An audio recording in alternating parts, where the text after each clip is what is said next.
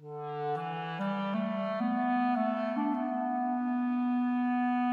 tahun 1998, penghuni Hulu Bakun yang terpaksa berpindah ke kawasan hilir berkumpul di suatu kawasan yang hanya seluas 400 hektar.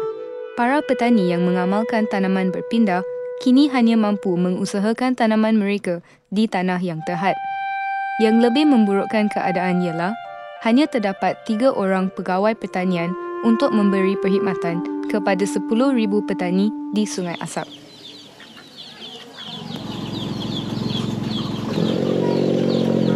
Lebih daripada 10,000 penghuni yang berasal daripada 15 buah rumah panjang di hulu Sungai Baloi kini tinggal di sekitar kawasan penempatan semula di antara Sungai Asap dan Sungai Koyan.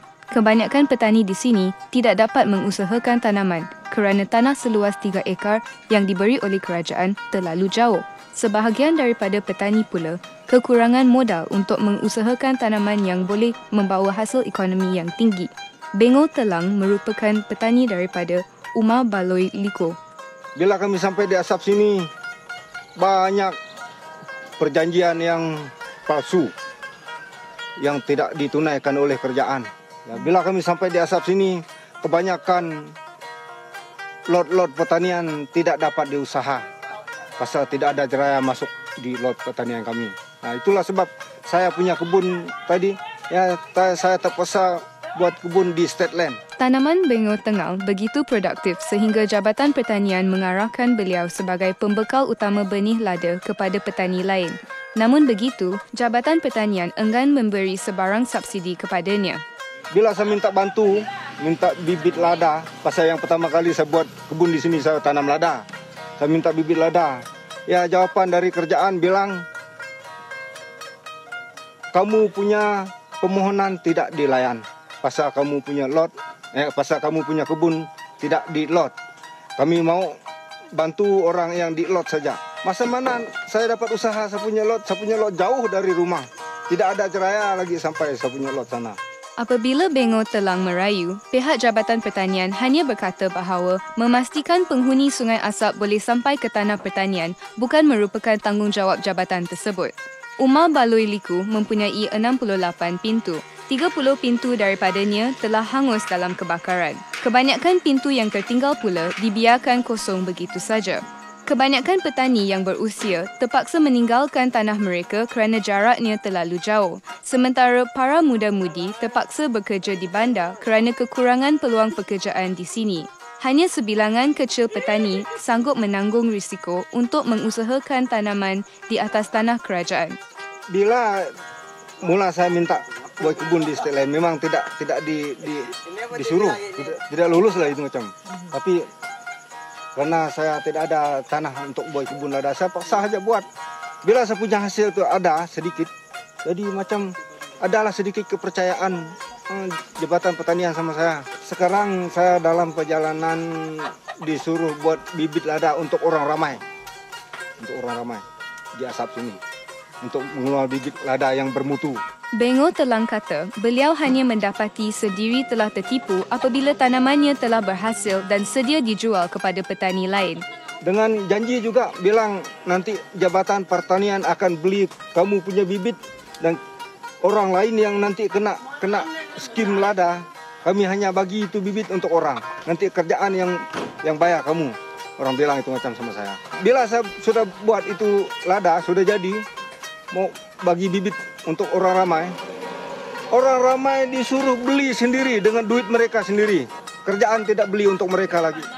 Petani yang tertipu telah meluahkan rasa tidak puas hati mereka dengan tulisan yang berkata, "Tipu kami orang kampung saja." Wing Miku yang terpaksa berpindah dan bekerja di Bintulu kata, program pemindahan tidak mempunyai suatu perancangan pertanian yang lengkap dan pihak Jabatan Pertanian pula tidak mempunyai dasar pertanian yang konsisten. Sekejap dia suruh orang tanam lada, sekejap dia suruh orang tanam sawit, sekejap dia suruh orang tanam pokok, lepas tu tanam getah lagi. Kita pun tak tahu satu. Sebab kerjaan pun macam try and error jugalah. Dia kata apa yang sesuai di sini, tengok tanah berbatu, tanah berpasir. You cuba tanam tu. Dia menjadikan orang di sini seolah-olah tu macam eksperimen. You cuba. So yang menjadi mangsa dia penduduk di sini juga lah. Wing Miku juga kata Jabatan Pertanian di Sungai Asap hanya mempunyai pejabat urusan yang sementara. Dan pejabat pertanian yang ada di sini hanyalah pejabat sementara saja, dia tak ada office pun. Dan pegawai yang ada di sana, kalau tak silap saya 3 orang sajalah. 3 orang pegawai pertanian nak servis 10,000 orang penduduk petani. Tak logik. Penghuni Umar Baloi Liku, Sagayang Matan berkata, masalah para petani berpunca daripada wakil rakyat yang tidak peka kepada kehendak rakyat di Sungai Asap. Yang masalah kami ini, Ketua Menteri ini masalah.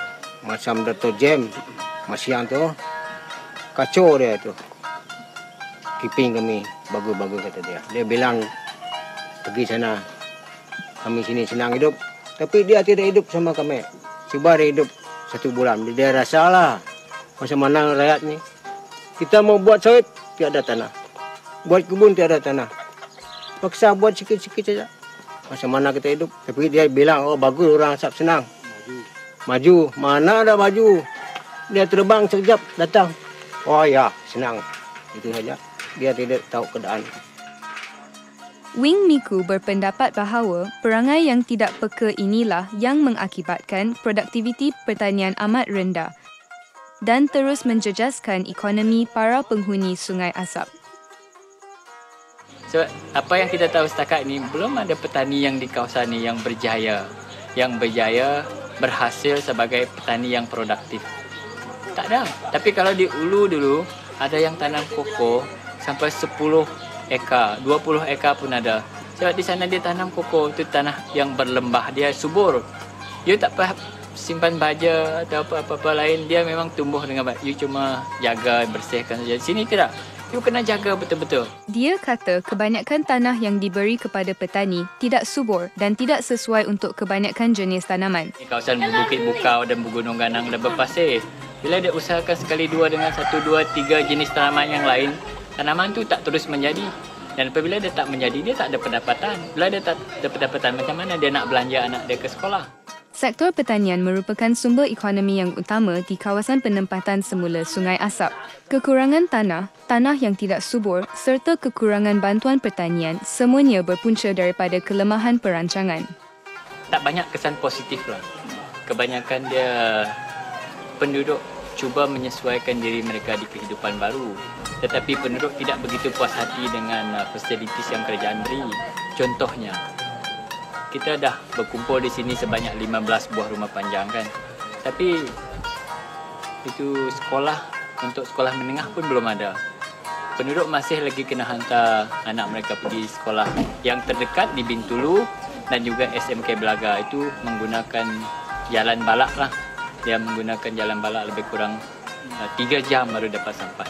Kalau kerajaan betul-betul nak tolong penduduk yang dipindahkan, kenapa sebelum kita pindah, semua ni mesti ada lah supaya kita tak terganggu dari segi ekonomi, tak juga terganggu dari aspek pendidikan dan sebagainya. Kerajaan Negeri Sarawak dan Kerajaan Pusat seharusnya menandatangani masalah ini dengan perancangan yang teliti dan menjanjikan penghuni di Sungai Asap dan Sungai Koyan ini suatu masa depan yang cerah.